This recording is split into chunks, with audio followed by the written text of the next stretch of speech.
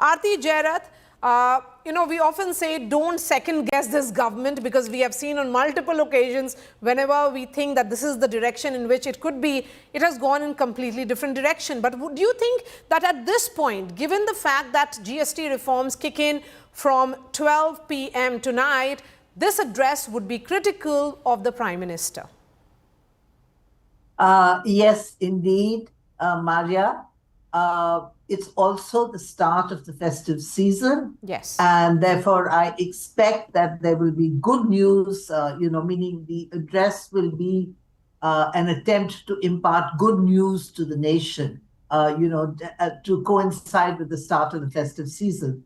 And obviously, the new GST rates are good news, because the prices of essential goods, daily use goods, will come down substantially. And I think that's something that everybody's looking forward to.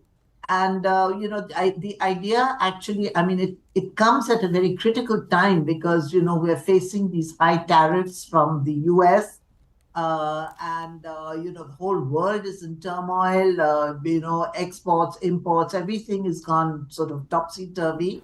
And I think, the message of Atmanirbhar, meaning consume local, be local, buy local. You remember that was also one slogan that the Prime Minister... Yes, vocal for local. Vocal for local, that's yes. right. So I think, this lowering of GST rates is also an attempt to push that, that people buy more local goods, because they will become cheaper. It's an attempt to kickstart or to sort of get consumer spending going so that the economy gets a boost. So all these are, part of the package that the PM is, offering. And coming at the start of the festive season, it's bound to be good news for everybody. Okay, so you are expecting some good news to come in. That has mostly been the case, I would say. But if I were to look at the times, the number of times the Prime Minister has addressed the nation on economic issues are approximately 5 to 7 times, Dipanshu Mohan. And these have been critical because, particularly during those 2 years of COVID, he had addressed the nation multiple times that had to do with, disruptions which were caused because of COVID-related economic challenges. Yeah, so, thank you, Myra, for first of all having me here. I would probably say that the Prime Minister's address might have a lot to do with the GST rationalization kicking in, and just his signaling effect in boosting public morale, as you've pointed out, has been very high. With every speech and every address, he has tried to harmonize a positive morale or a culture of different shift in production, consumption patterns amongst people, which are important. As you need a singular central apex point of leadership to command that sense of authority. Having said that, I must say, however, that in each of these addresses, the consequence years down the line, when you look at demonetization or the nature of response at the time when we immediately responded to the pandemic, have been very critical of how we have sort of approached this in the past, and just generally policy interventions. Having said that, on the GST issue, it's a positive move. It is no doubt that the rationalization of the tax slabs will make or cause a huge positive impact. Having said that, what I was trying to do before your show was to get a few facts very clear for your viewers and audience on how much of impact this may actually have on the so-called middle class, because this is very important. The middle class in India is not a narrow, concentrated class. It's for anyone who's earning between 5 lakh to 30 lakh rupees. It's a big chunk of the consumer bracket.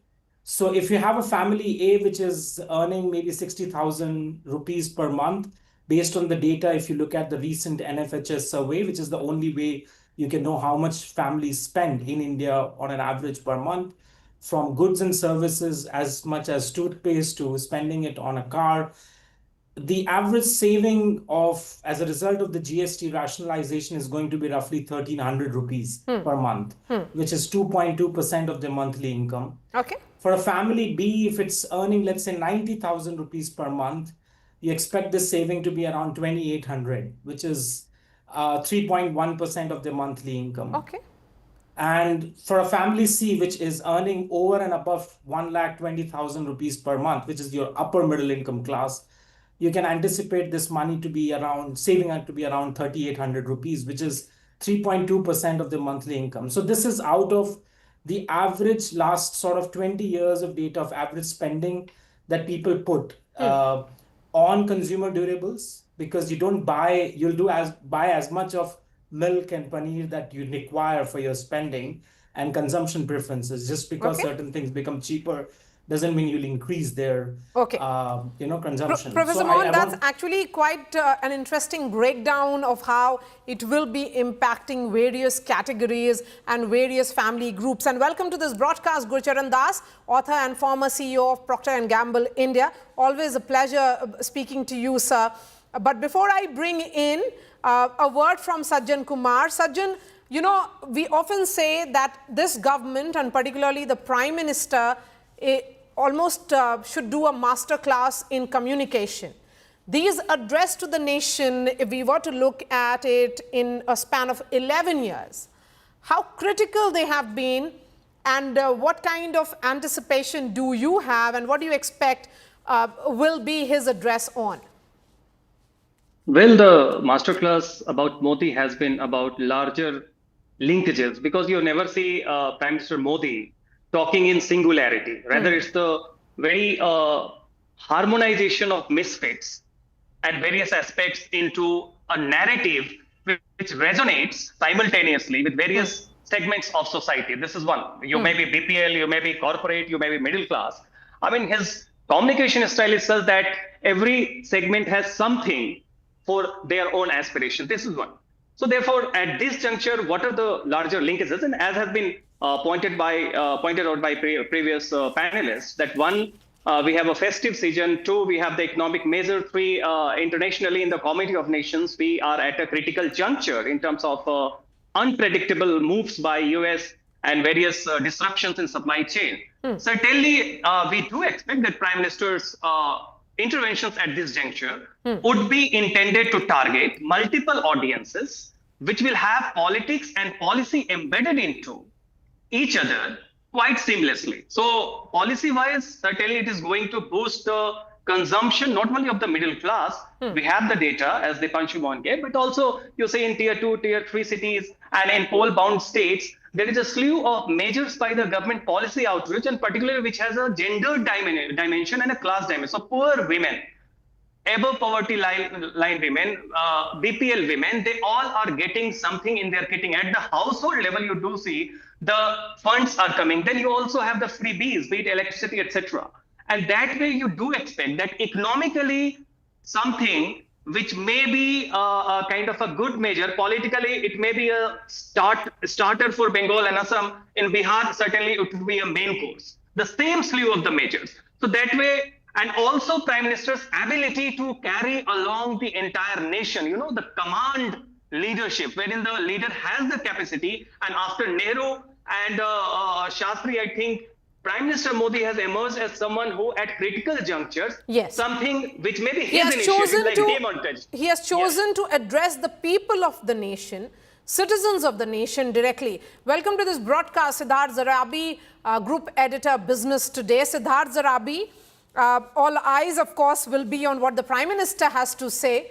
But as a journalist who has tracked the policy circle very closely, would you be making some guess as to what this will be on? Well, that is absolutely impossible. But if you were to ask me, why is it important to talk about GST just as the Navratri season and just before this historic change sort of comes into effect? Remember, it's 8 years in the making. GST has been remade, and I believe it's about to reach its destination. There are still some more things that will have to be done, perhaps at a later stage. But what does this do? At 50,000 crore or thereabouts of a rebate, if we take the immediate net direct fiscal impact, that means that much tax rebate has been offered on the assumption that people will go out and spend and consume. And Maria, unlike what happened in the February budget, where there was income tax relief, which is graded, it depends on whether what you earn, and only a certain section benefited from that move. A GST cut practically impacts everyone. Yes, of course, tobacco and certain other sin goods have moved to a higher slab rate. But if you look at it across the board, there is rationalization. A rich man can also purchase the same biscuit packet that a poor man can also purchase. He will consume the same branded milk or a soft drink, buy shoes. Of course, we are not talking about the ultra rich here. So the economic benefit of such a move would be far more significant. And does the Indian economy need a GST cut at this stage? Absolutely. We are still amongst the fastest growing major emerging economies in the world, but growth has tapered off. And therefore, if you see, the need of the hour is to get the growth engine firing. And finally, why is the growth engine important at this stage? We know the global context. The US has been trying to squeeze us into a corner. We will see what happens with the visit of the commerce minister and what kind of breakthrough, if at all, comes through at this stage. But it's very clear what the prime minister said yesterday, I would say, was very, very significant. I hope he elaborates on that as well, which is from chip to ship. Everything has to be made in India. So that concept of Atmanirbharta, long journey, but the fact that we are going down that journey will only make us a much more stronger economy, Maria. So from chip to ship, everything has to be make in India, emphasis on Atmanirbharta, emphasis on Swadeshi. Gurcharan Das, economist, is joining us as well. Siddharth made an interesting point that GST has been remade, that it will be reaching a destination perhaps with the beginning of tonight, 12 p.m., when it actually comes into effect, the new generation GST reforms. And then that is going to be announced, likely to be perhaps, I would say, by the Prime Minister, the significance of it. And that is the reason why he has chosen today to address the nation. Gurcharan Das. Well, I think it's a GST reform was much needed, and it's a good thing that it has come. I think personally, yes, others have suggested improvements, and my improvements relate to a great extent on the administration of GST. But before we get to that, Maria, I wish that he had had the two slabs would have been 8% and 15%, because now the distance between 5 and 18 is so great, there'll be a huge pressure on a lot of people, a lot of brands to be brought down. And this will, again, that lobbying, again, litigation, and all will be there. So maybe at the next stage of change, they can have this 8 to 15. Originally, the original plan of the Kelkar report on GST was one rate. And that one rate was close to 13%. Anyway, as to where we should be headed to make GST stand not for goods and services tax, but a good and simple tax. Yes. That should be the name that we should give to GST. And that should be, we have done it in the case of faceless assessment in income tax. It's really taken out a lot of the friction, and a lot of the CAs I've talked to, they feel they haven't seen the face of an income tax officer ever since faceless assessment came into being. Okay. So it's reduced corruption, increased transparency, and so on. So here, I think there's a number of things that we should be doing. We think there are two slabs. There's still many more. Of course, there are less. Earlier, we had actually 45 slabs because, there are some things that are exempted, some things that are not exempted. That problem is still there. But nevertheless, the ultimate goal really is our goal ultimately is 7% growth. Okay. I would have said 8%, but in a democracy, 8% is impossible. Okay. Minister of Road and Transport, Nitin Gadkari, has spoken to India today on how the GST 2.0 will put more money in the hands of people, pushing up their purchasing capacity, and in turn, the GDP, exports, and economy of the nation. Listen in to what the Union Minister said. Nitin ji, कल से GST लागू हो रहा है देश भर में, इसका क्या इम्पैक्ट होगा आपके डिपार्टमेंट पे? अभी ऐसा है कि बहुत सारे कंस्ट्रक्शन वर्क सस्ते हो जाएंगे। देखिए, निश्चित रूप से ये बहुत स्वागतार्ह कदम है भारत सरकार का। वित्त मंत्री का और प्रधानमंत्री को मैं धन्यवाद देता हूं। इससे हमारी इकोनॉमिक ग्रोथ बढ़ेगी और टैक्स कम करने के बाद में भी टर्नओवर बढ़ेगा, परचेसिंग पावर बढ़ेगी और वो पैसा फिर से सर्कुलेशन में आएगा और जीएसटी कम नहीं होगा, जीएसटी उतना ही लगभग आएगा। तो एक प्रकार से हमारा जीडीपी ग्रोथ बढ़ेगा, एम्प्लॉयमेंट पोटेंशियल बढ़ेगा, एक्सपोर्ट बढ़ेगा और हम आत्मनिर्भर भारत की ओर जाएंगे।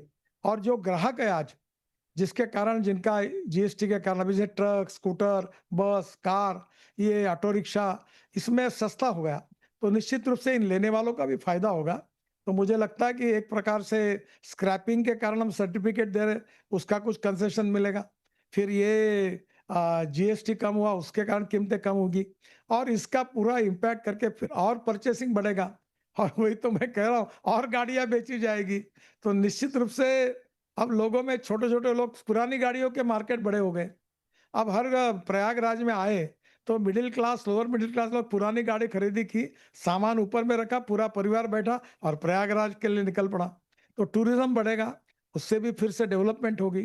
देखिए, ये मल्टीप्लाई इफेक्ट होगा इसका और ये देश के इकोनॉमी के वित्त मंत्री और प्रधानमंत्री का बहुत सही कदम है और इसका कंज्यूमर को भी फायदा होगा, इकोनॉमी को भी फायदा होगा, सबको फायदा होगा। Nitin Gadkari there speaking about how this is likely to have a multiplier effect. Dipanshu Mohan, you wanted to come in, and I'm looking at how these key changes in the GST slabs will impact the automobile sector in particular. Small cars will now attract 18% of GST, down from 28%. Motorcycles up to 350cc also fall under the 18%, which will benefit mass market motorcycles such as Honda Shine, TVS, Apache, Bajaj Pulsar. Then we look at various sectors, and even electric vehicles remain under the concessional 5% GST though. But overall, this is an important sector, particularly keeping in mind the Diwali season, because this is the time people usually buy new cars, new bikes.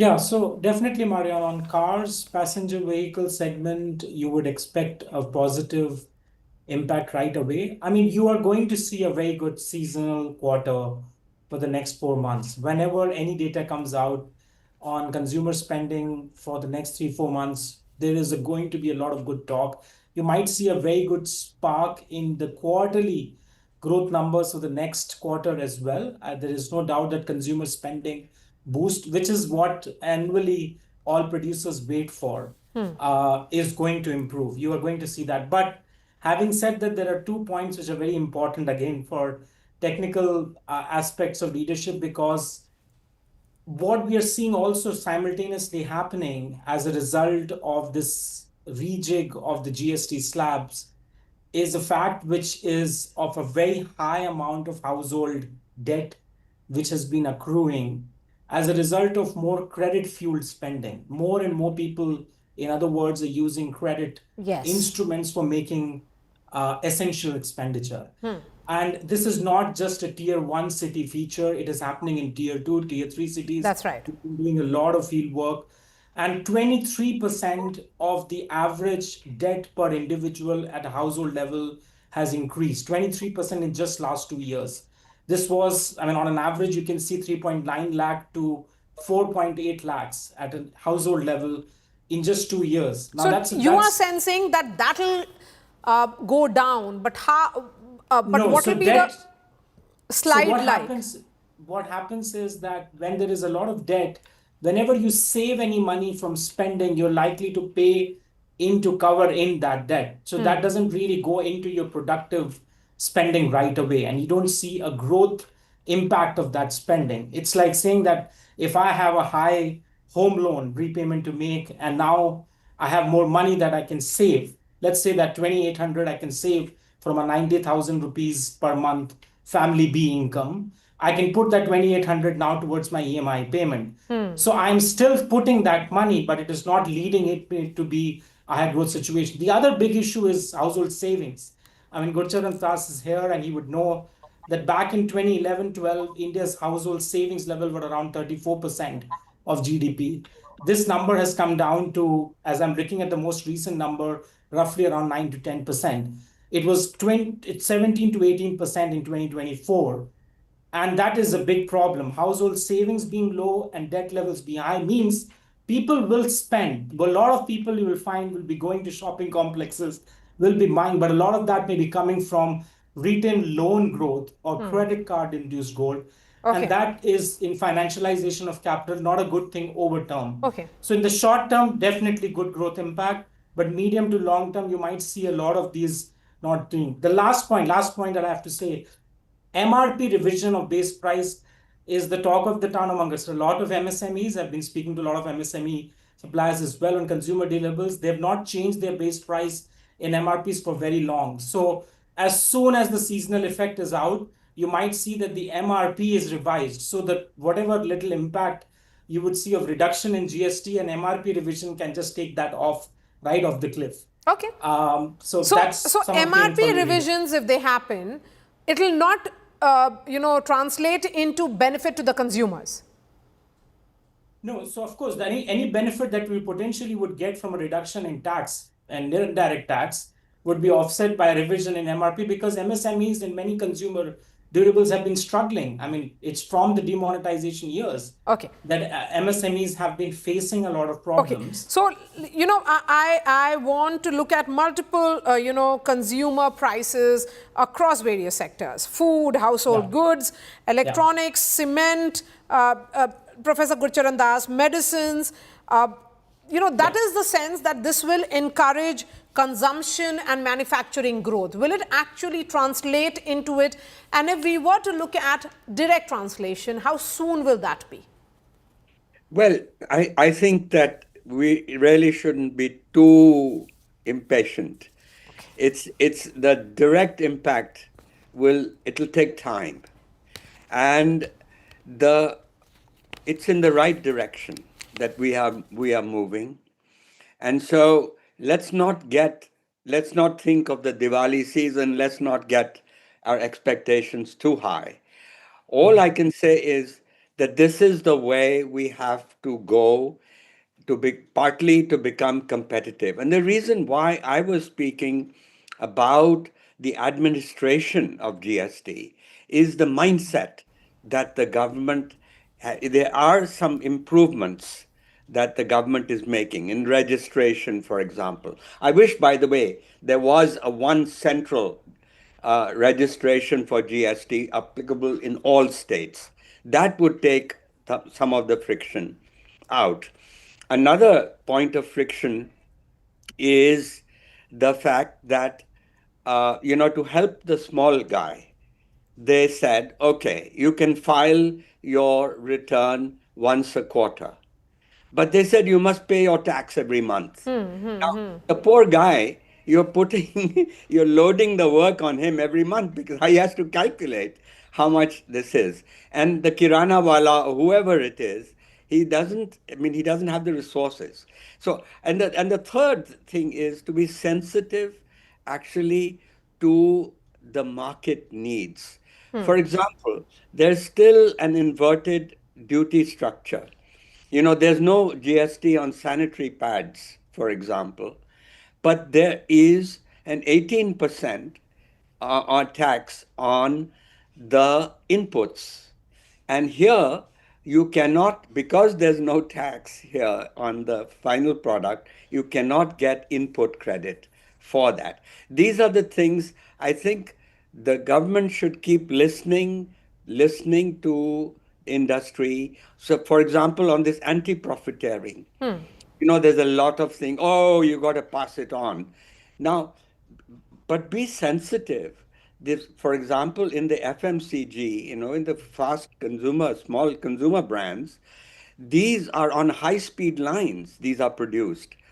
And to change every single SKU of every single product so fast is going to be very difficult.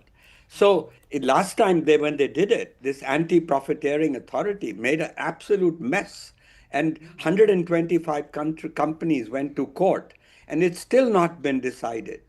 For cases lying from the back, you have to see how can this be implemented. Okay. Obviously, when the new, new production takes place, Yes. but on the existing inventory, it's not going to be easy. Yes, So, that's an important point that you have made, that how will it be implemented, and particularly when it is about insurance sector, will it be passed on? Yes, Professor Gurcharan Das, please. one Yes, last please, point. Sir. The big area for reform in GST, the big, and it's the toughest area, is petroleum. Now, petroleum, I say this, I understand states' rights, and this will be taking money, a very big source of income for the states, but it will need a grand bargain with the states. But frankly, today, what makes us one of the big things that makes us uncompetitive against the countries we are competing with for exports is fuel cost. Okay. And so petroleum has a cascading effect. That's right. There are taxes upon taxes, and it makes our energy costs uncompetitive. Okay. Professor Gurcharan Das, I have just enough time for the two guests that we have. So 1 minute to both, Sajjan Kumar and Aarti Jairath, and then we'll wrap this up. Go ahead, Sajjan Kumar. Yes, Maria, besides what Dipanshu and Professor Gurcharan Das pointed out, let me give you some of the picture of the ground that I have seen. Yes. The way we see the incentive, it's also about the psychology of aspiration, and which caters to the lower segment of the society. The moment even little money comes to your pocket and in the household, suddenly you will find, and I'm talking about specifically about the southern Odisha, southern Chhattisgarh, and many of the tribal areas. In the last 15 years, you see that FMCG products suddenly finds a presence in the poor households. Now they have from Kachcha to Pakka house, etc. too. About the durables you find from FMCG to durables, it's a second-hand market that you find a very significant presence in the same segment. Many of the retailers' formal data doesn't capture that, So two-wheelers, four-wheelers, even air conditions, fine. Now, if somebody is getting cash to purchase new vehicle, they are going to sell it, and those second-hand vehicles, two-wheelers, four-wheelers are going to. So that way, I am more on the optimistic side that it is going to reach out to the bottom of the pyramid, because you have this, and many times corporates and share market, they invest on companies like V-Mart, D-Mart, right? Wherein these segment of society go into the bulk shopping. So that way, I'm more on the optimistic side that this is going to have a tangible impact, in the immediate term, and also it is going to boost the morale and sense of confidence, and therefore it is good for the economy. Yes, Aarti Jairath, this is needed at this point because it's needed for the Indian economy, and at the same time, if you look at the larger picture, this is about trying to cushion the Indian economy with the ongoing talks which is happening with the United States with regards to tariffs, because we do not know in which direction it will go. Absolutely, Maria. This has been a really, really tough year, right from the beginning. The coming in of Trump, and then going into Operation Sindoor. The whole sort of war with Pakistan, and then the trade talks with the United States, with the US. Going on, sort of creating obstacles for us and making demands that we really cannot fulfill. So it's been a very, very tough year. And I think, the idea of this address, yes, of course, he'll probably talk about GST.